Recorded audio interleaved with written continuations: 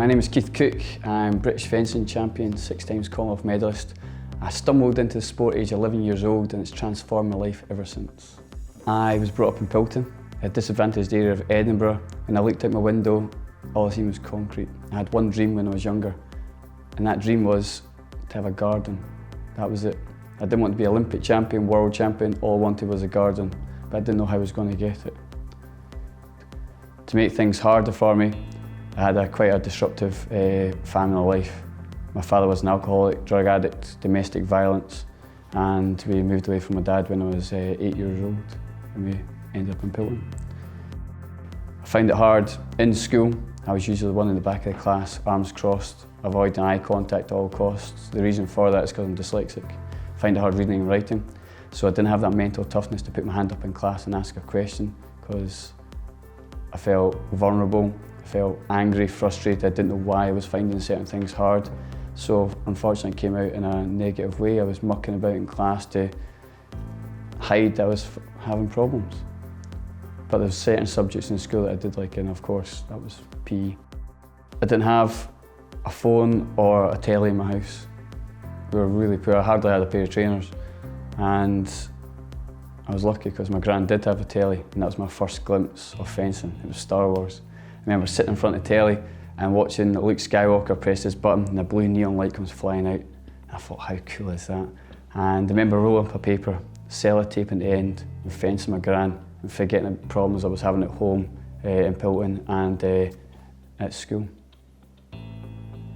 By luck, I had a friend of a friend who had a fencing club at school.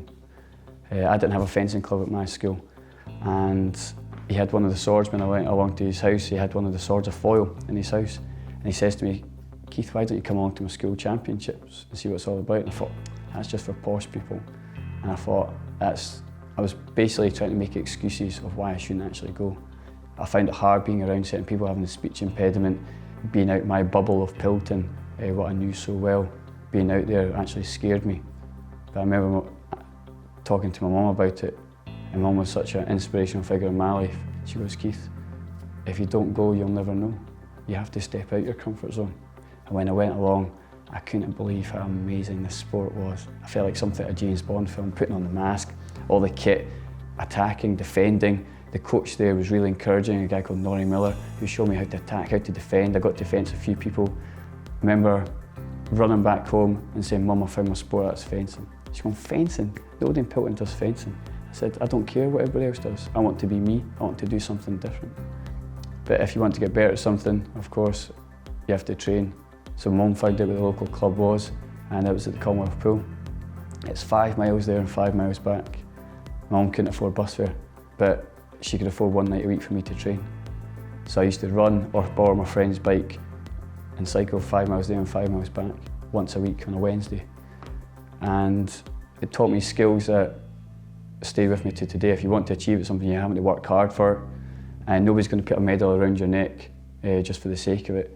I went to my first competition, I came last. I was gutted. I threw down my mask and said what a rubbish sport fencing was, but my coach came over to me and says, "Keith, did you expect to win first time? It's okay to make mistakes, it's okay to fail, that's how you learn. I'm going to give you a goal, and your goal is, I'm going to give one of these swords, and I want you to hit a target 50 times a day. You can pick your target." But for some reason I picked a 10-pence piece. I sellotaped it to my door, stepping forward, lunging, hitting this target and stepping back. I was hitting it 50 times in the morning, 50 times at night. Next competition I went into came second. The competition after that, under 12 Scottish Championships, and ended up winning. So it doesn't matter who you are or where you come from, if you work hard at something, anything's possible in life, I realised.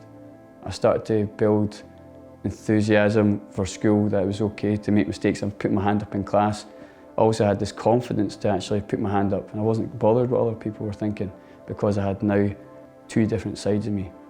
But after college, became a leisure centre manager, and then got given the opportunity of a lifetime, being part of the Olympic squad for 2012. I was eating, breathing, sleeping and fencing. I was travelling down to London every Monday and come back every Wednesday. I was away from family and friends for 165 days a year.